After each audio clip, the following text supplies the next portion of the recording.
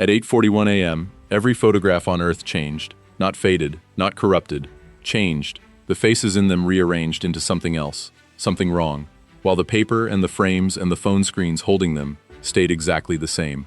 I was standing in my grandmother's hallway, looking at the photo of her and my grandfather on their wedding day. The one that had hung in that exact spot for 40 years. When the two people in it turned, mid-frame, into strangers I had never seen in my life. I felt it before I understood what I was looking at. A strange pressure behind my eyes. Like the moment right before your vision blurs from staring too long at something too bright. Then the frame itself seemed to shimmer, just slightly, the way heat rises off asphalt in summer. I blinked, and when I opened my eyes again, my grandmother's face was gone. In her place stood a woman I didn't recognize, dressed in the same wedding gown, standing in the same church doorway, smiling the same smile, except it wasn't her. It had never been her, as far as this photograph was now concerned. My name is Mira. This is the day every photograph on Earth changed, and somehow, I was standing in front of one of them when it happened. In this episode of Anime Echo Tales, I want to walk you through everything. The moment I realized what was happening, what the rest of the world discovered in the hours that followed, and the question none of us have been able to answer since. Let me back up, because you need to understand what an ordinary Sunday looked like before I tell you how it ended. I had driven out to my grandmother's house that morning to help her sort through old boxes in the attic, the kind of task families put off for years until someone finally has a free weekend. My grandmother was 83, sharp as ever, and fiercely protective of the photographs that lined nearly every wall of her home. Decades of birthdays, weddings, funerals, and ordinary Tuesday afternoons, captured and framed and hung with the kind of care that only comes from understanding how easily a person's face can disappear from the world if nobody keeps a record of it. I'd grown up in that hallway, quite literally.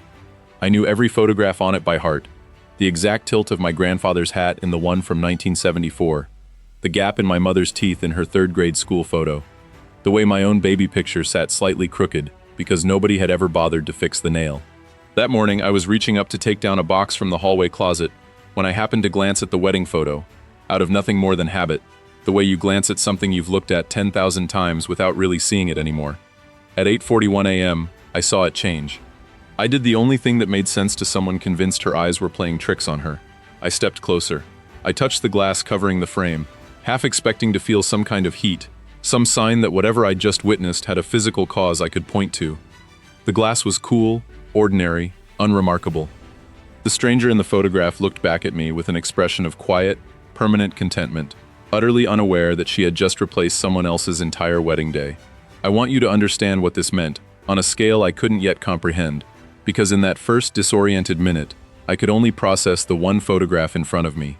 But photographs don't exist in isolation any more than rivers or bridges do.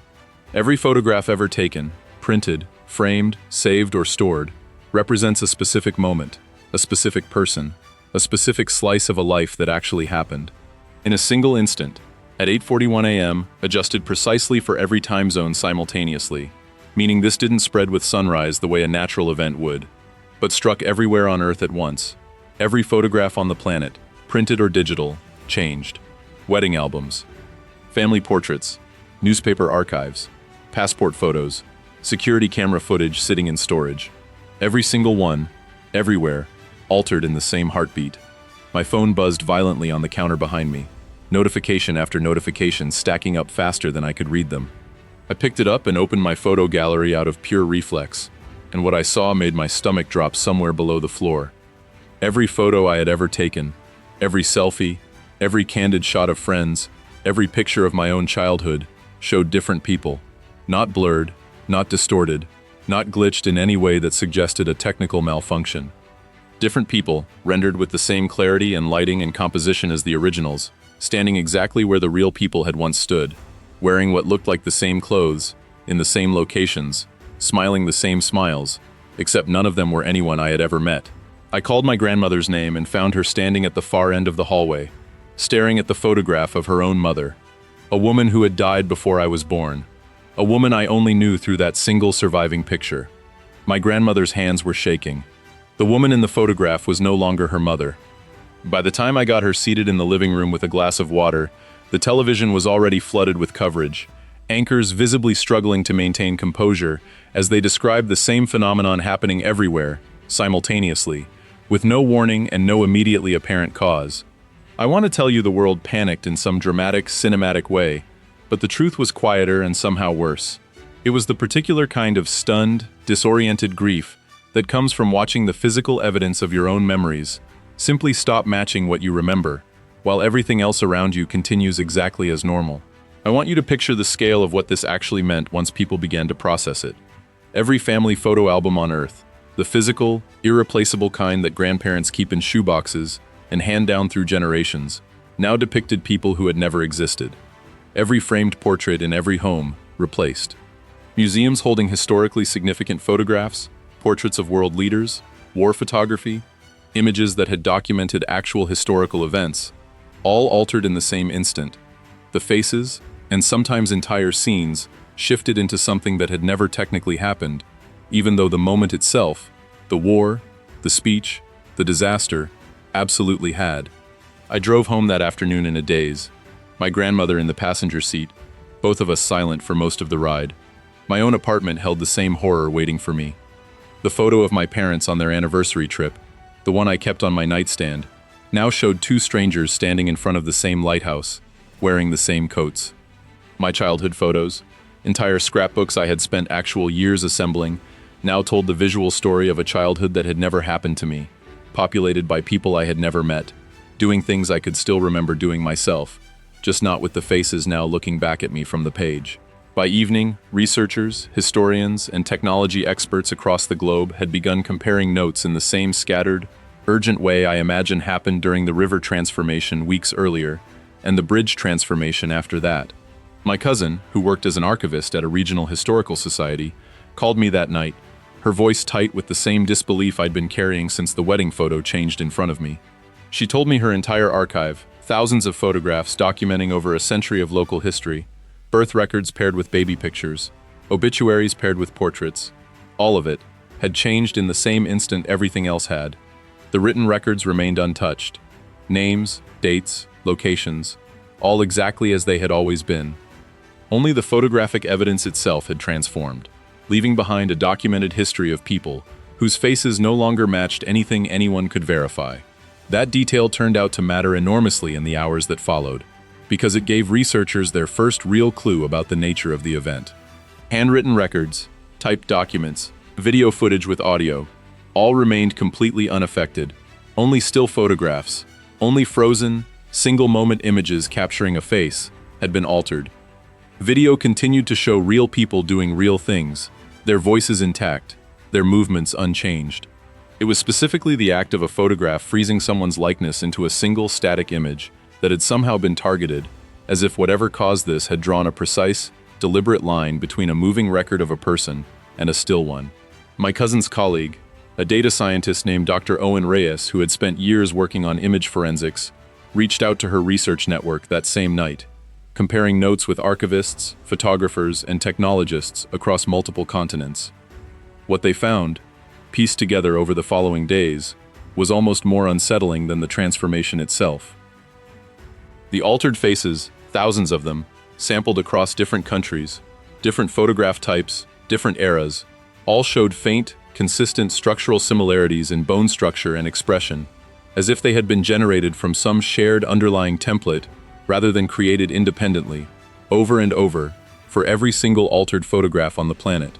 I remember sitting in my grandmother's kitchen 3 days later, listening to her describe, haltingly, what it felt like to lose the only photograph she had of her mother's face, replaced now by a stranger who would exist in her family's visual history forever, regardless of whether the world ever understood why. She told me something that night that I haven't been able to stop thinking about since. She said that as long as she was alive, she would remember her mother's real face, every detail of it, because memory doesn't need a photograph to survive. But she worried about her grandchildren's grandchildren, generations who would never meet her, who would only ever know her mother, and eventually her too, through photographs that no longer told the truth. That fear turned out to be the thread that connected nearly everyone I spoke to in the days that followed. This wasn't simply a strange, inexplicable event. It was, for millions of people, the loss of a specific kind of evidence, the visual proof that a particular person had existed, had looked a particular way, had stood in a particular place, at a particular moment in time.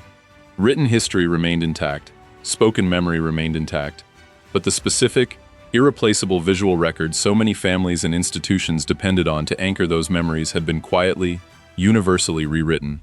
9 days after the transformation, Dr. Reyes and his network published what remains the most widely cited theory about what actually happened, though he was careful, in every interview I saw him give, to frame it as an informed hypothesis rather than a confirmed explanation.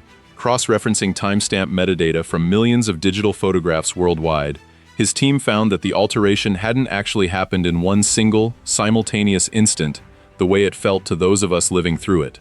It had happened in an extremely rapid but technically sequential wave, moving through the global network of stored digital images at a speed far beyond any known data transmission method, touching physical, printed photographs in perfect synchronization with the digital ones, despite there being no obvious technical mechanism connecting a printed photograph on my grandmother's wall to a digital file sitting in a data center on another continent.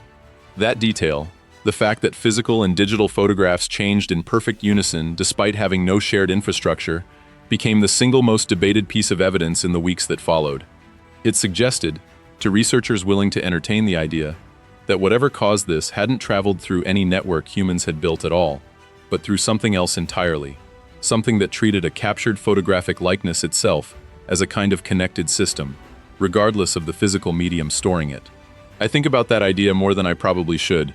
The notion that a photograph isn't simply ink or pixels, but some kind of recognized, connected category of thing, something that could be reached and altered as a single, unified category, spanning every method humans have ever used to freeze a face in time. It's the kind of idea that sounds absurd until you remember what actually happened to every photograph on the planet in the same instant, an event none of us have ever fully explained.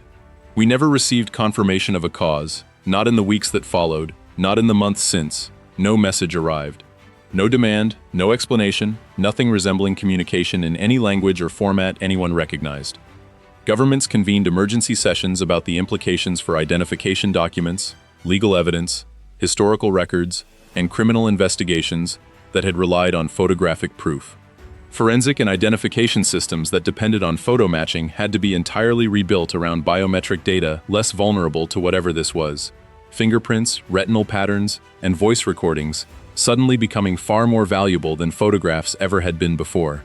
Some families, in the months since, have begun deliberately avoiding new photographs altogether, a strange, quiet cultural shift toward video instead, capturing motion and voice rather than a single, static frame that could, theoretically, change again without warning. Others have gone the opposite direction, taking more photographs than ever, an almost defiant insistence on continuing to try to capture and preserve faces despite what happened, refusing to let one incomprehensible event erase the impulse to remember the people they love. My grandmother kept the altered photograph of her mother. She didn't take it down, didn't replace it, didn't hide it away in a box the way I half expected her to.